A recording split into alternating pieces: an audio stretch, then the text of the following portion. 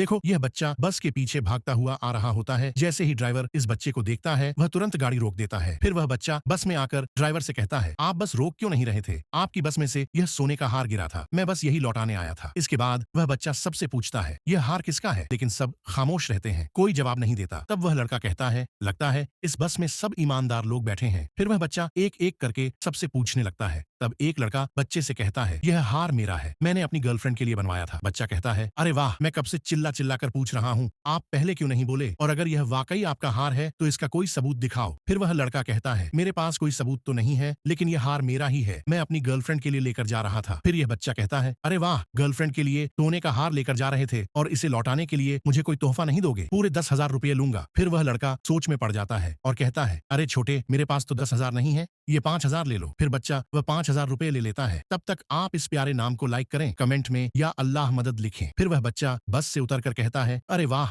सोने का हार बताकर नकली हार दे दिया।